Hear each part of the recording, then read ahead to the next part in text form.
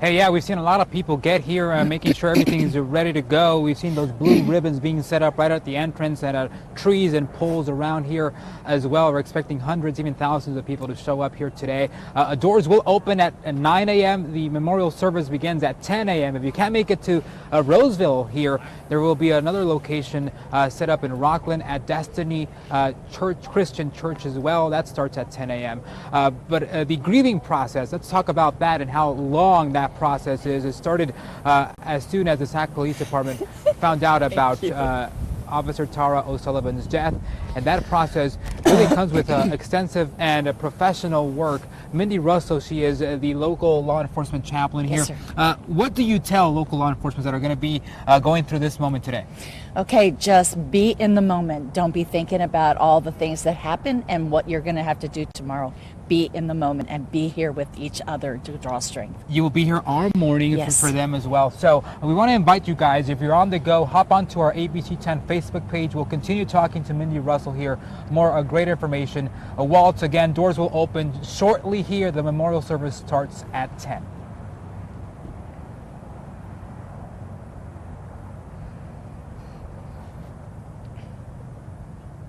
All right, so we're clear on TV here. Hey guys, we're live on Facebook with Let's Mindy Russel. We're here at the church where the memorial service will be held for Tara Sullivan, Right. fallen officer from the Sacramento Police Department. A big day filled with emotion, and emotion is a really key component of your job and what you deal with. You've done this for several years already. So what do you tell local law enforcement that are going to show up today and memorialize and honor Tara O'Sullivan? They're really going through a grieving process. Yes, this is the point where they get to transition from the grief and the great loss that they've experienced, and now it's time to mourn. So they will come together and share memories and share stories and see pictures, and they will be able to walk away and reframe their sadness and tragedy because of this day. Is it important to kind of confront this moment, this difficult moment, or is it better to be put in the back of your head and I'll deal with it later? We absolutely encourage people to talk to other people and talk it out until you don't need to talk about it anymore. Worst thing you can do is stuff it down, because it will come another way. Organs cry if your tears don't. Okay, so how long? I know there's different theories, but we were talking earlier. You said the grieving process doesn't start today. It doesn't end today either, right? Exactly. Not the grieving, not what matters. It really is the beginning of a legacy that we will now take with us to be able to honor Tara and to be able to move forward. Grieving is one thing, coping is another. How are they different? Well, grieving is because we're addressing a great loss. Coping is how we address the great loss. So it's everything from taking care of ourselves to taking care of people that are trying to take care of us. Before we go into another question, we're going to say hi to our Facebook viewers right now. Okay. Omar saying hello from Mexico. Thank you, Omar, for watching. We're having other people come in as well. So a quick question that I thought about since I called you last night and asked you to come out here. Is really, what is the biggest question, the most common question you get from a police officer that is thinking about this moment today? I think a lot of whys, and I think one is why her? Why her? Because she was so young. She was just starting her career. So I think we just try to find a way to understand it, put our arms around it. So we'll ask those kind of questions because we think if we get that answer, it's not going to hurt so much. There's always another why. Wow. Is there a specific way that you answer that question to them, or is it just really you have to?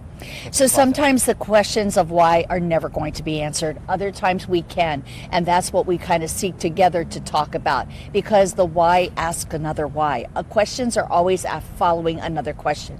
So what is it that impacts you the most to get all those whys out and to get peace? Is it important for people at home to realize that this is actually a thing, that there's a coping, there's a grieving process for local law enforcement officers?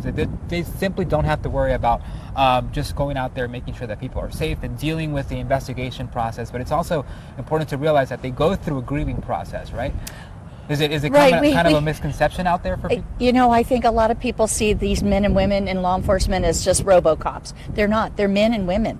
And so we need to let them grieve for one of their own. But as a community, I think we have come together, surrounded them, and not only do we allow them to grieve, but I think we're going to try to make it a better place for our officers to take care of us. Yeah, so being a community is a big part of this too. Now, Absolutely. Leah says hi from Rockland. Good morning, Leah.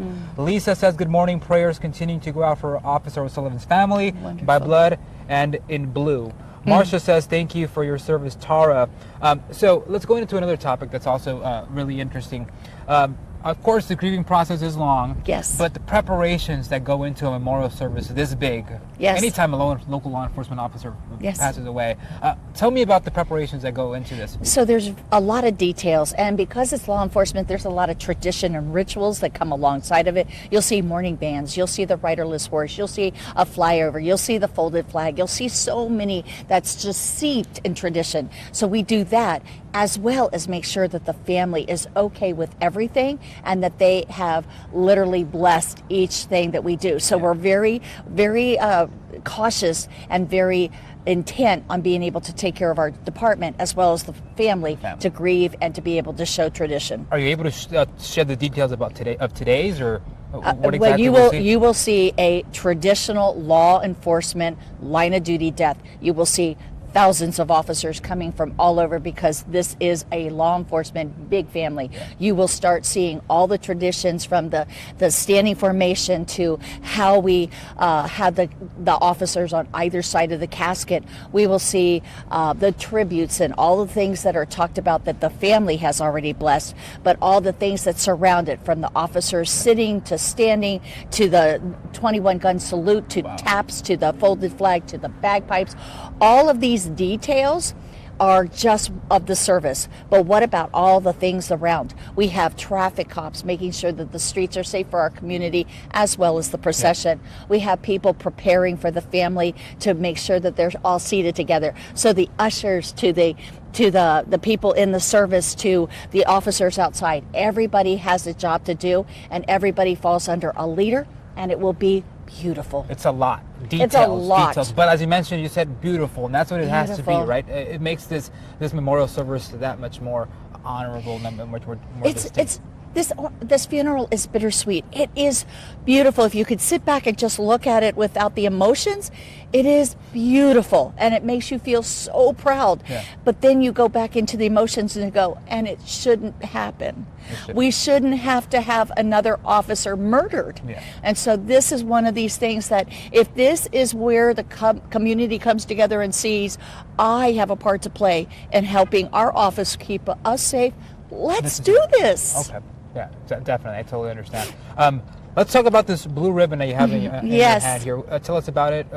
What has been done with these blue ribbons Our here? community is a sea of blue. If you see all the different streets, everybody is standing, lining the streets today for the procession to come up. These ribbons, if it's symbolic of anything, it is tying our community and law enforcement together. We are finally doing something that starts today, not ends today.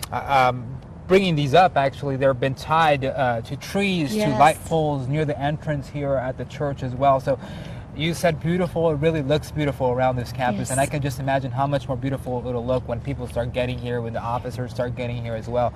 For those at home who are wondering, this memorial service starts at 10. The doors do open at 9 a.m. Again, as Mindy Russel just described it, it will be beautiful, it will be detailed, it will be extensive. So you are invited. There is an open seating area for those who want to come out here and honor, memorialize, pay their respects. Get here early, though, because they're expecting hundreds of people. There's a second viewing area in Rockland at a Destiny Christian Church as well. Get there early, too. I also linked a couple of locations on my Facebook page that will be providing a video feed of the memorial service. We'll have more details on my Facebook page, Carlos Herrera News, and of course on the ABC 10